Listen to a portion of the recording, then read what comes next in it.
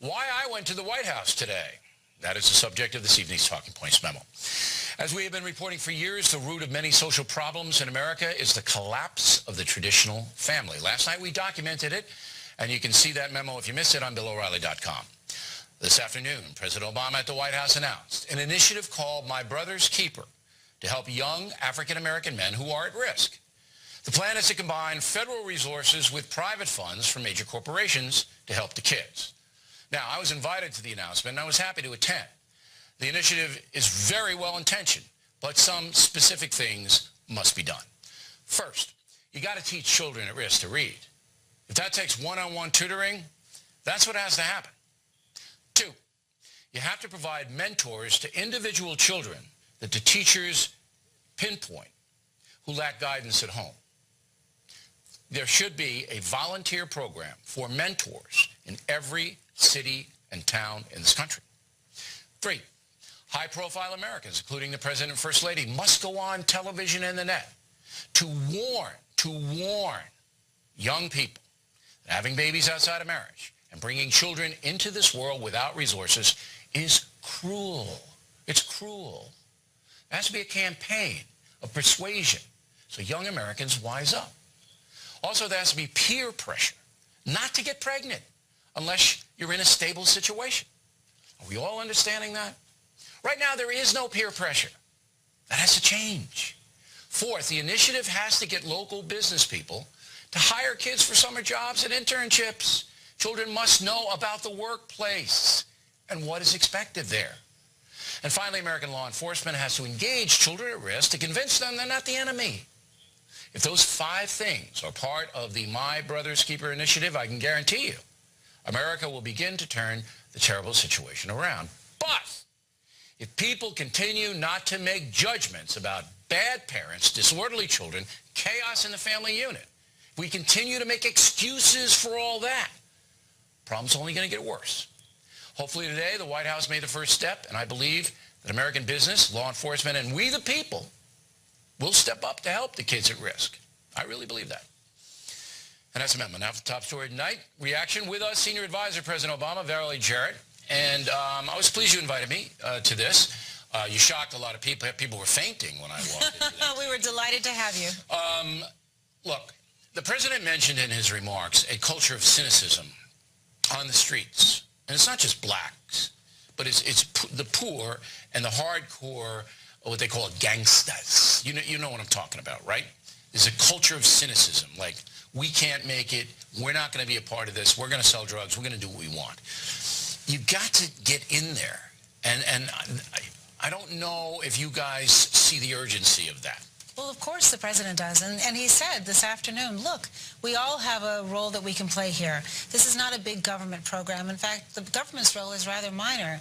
And it requires accountability. It requires people to step up to the plate and work hard and stay in school and excel and dream, but it also requires a community around them to provide a safety net. The President talks about his own childhood, where there were times when he wasn't studying hard in school. And when he was very candid with these kids. Extremely candid, but he had a mother who believed in education, and he had grandparents and teachers. Some guidance. He had a lot of guidance, and what he said is what he wants for all of our children is to have that safety net. Look. But he also told them, look, boys, you're going to have to work hard, and you're going to have to act responsibly. And that message has to get across. But you have to attack the fundamental disease if you want to cure it.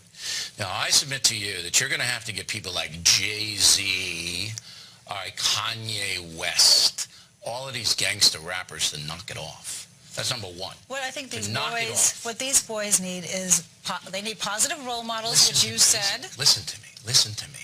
You got to get where they live, all right? They had idolized these guys with the hats on backwards and the terrible rap lyrics and a drug and all of that. You got to get these guys. And I think President Obama can do it. And you got to put them on TV and the net, and they got to say, knock it off. This is wrong. You've got to get them all.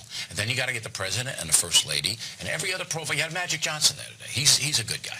And you got a bunch of these guys. And you got to barrage, and make it uncomfortable to have a baby out of wedlock. Make it uncomfortable to sell drugs. You got to reverse the peer pressure. You see where I'm coming from here? I see exactly what you're coming from, and what we showed today is that there is evidence that there are wonderful programs out there that can inspire these young people. The president is a terrific role model. The room today was full of role models that these young boys can look up to, and what we have to do is take what's working and take it to scale. All right, are and you just blowing off my idea here? No, I'm just telling you look, that I think that there's a lot of ways of you approaching had Colin this. Powell in there. You had Terrific a lot of role model. Right. But they don't even know who he is. All Well, right? actually, I think they do. On the south side of Chicago. Oh, of course they they know. may, but he's Of over course they here. know who Colin Powell is. Of Look, course no, they know but who he is. It's these gangster rappers, it's the athletes, it's the tattoo guys. You got to get them in there to tell these kids that you got to stop the destructive behavior. You're going to wind up in a morgue or in prison. I think don't underestimate those children. That's what I would say to you. I think when the President of the United States looks at you and he says, I believe in you and that I was just like you and you can be just like me, that's the perfect role model. That's the person they should have. The First Lady, an outstanding role model for the young people. I want you to tell her something from me tonight. Okay. I like the nutrition thing. I like the garden. I think that's all good. Healthy eating. Let's move. I want Michelle Obama exercise. to come on this program. Right here. And I want Michelle Obama to look into that camera and say, you teenage girls, you stop having sex. You stop getting pregnant. This is wrong. I want her to do that right here. Do you think she would?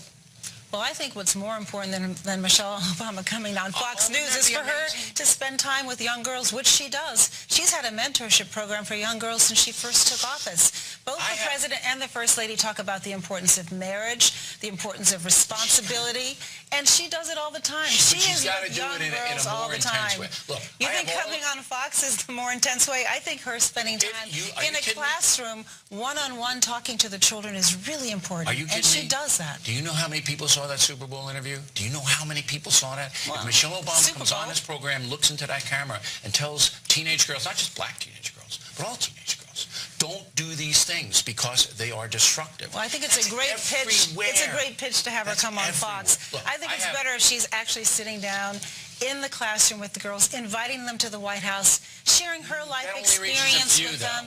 Well, I believe that anything she does gets covered by the press. Can I give you a compliment? I wish you would. I believe that this My Brother's Keeper program is going to work. Okay? I think it's going to work. But it'll work a lot faster, and you'll save a lot more lives if you incorporate what I'm telling you tonight. If you get down to them in a way that's so personal. Yes, do all the other things, and all the other things are good, but you're not getting gritty enough. All right. You go reply, and then I got two more questions about others. How much time we have? We have a bunch of time with Ms. Jarrett here? I'm sure she wants to get out of here. No, I'm enjoying the conversation.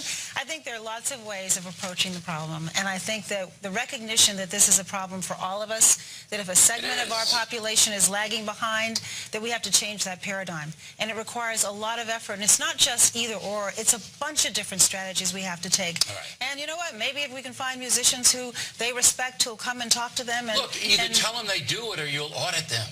Okay? That's it. If we did you that, either do it. oh my goodness, you'd have a field day with that. I don't think we'll be auditing them. No, everybody would like that.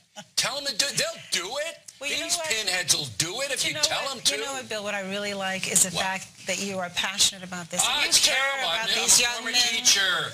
I know the kids that you saw are up there today. Amazing. I had them in my class. Exactly. All right, I had them in my class 40 years ago, and the situation's just gotten worse. Well, it has, and that's why we have to change the trajectory. All right. And that's what today was really all about. And I think there is reason to be hopeful because we can see the change that's happening. Those boys today, many of them were at risk last year, and now look at them. They're standing tall and doing well in school. I'm going to take 3 minutes more with Ms. Jarrett, okay? So we'll take that off the Henry. We don't need Henry.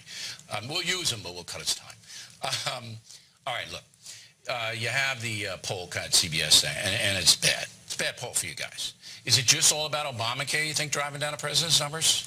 Look, we've been through a challenging time. I think that as a result of what the president did at the State of the Union, he changed the paradigm. We're going to have a year of action. He's going to be doing a lot of things that don't necessarily involve Congress. I think people around the country... These terrible numbers worry you? The president has never focused on the daily polling numbers. If he did that, he wouldn't have run for president. What he's focusing on is the American people and what he can do, what action he can take to create jobs, create growth, create opportunity. And that's what this this year is going to be all about. This poll is bad for him. Secondly, I'm worried you're cutting the Army down to pre-World War II levels. I mean, you got China, you got Iran, you got the Taliban in Afghanistan. We have the strongest military in the world. Yeah, well, you're not making it stronger, though. You're not making it stronger. By far, we have the strongest military in the world. Well, why cut it? Why cut it?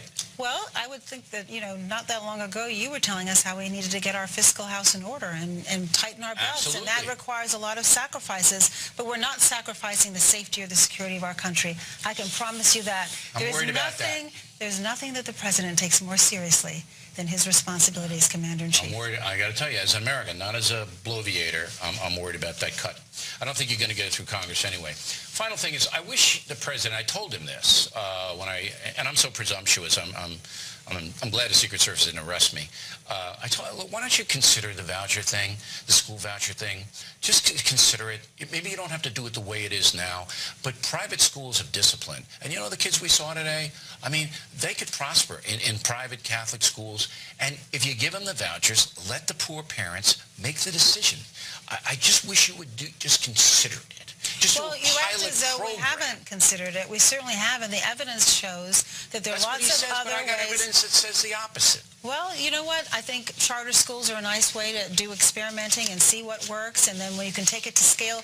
But the point is you can't give up on the public school system. And I think what Arne Duncan has done is demonstrated that we really need to put all of our effort to make sure all of our children, not just some of our children, all of our children succeed in public school. Sarah, we appreciate you coming in tonight. It's a pleasure to be here with you.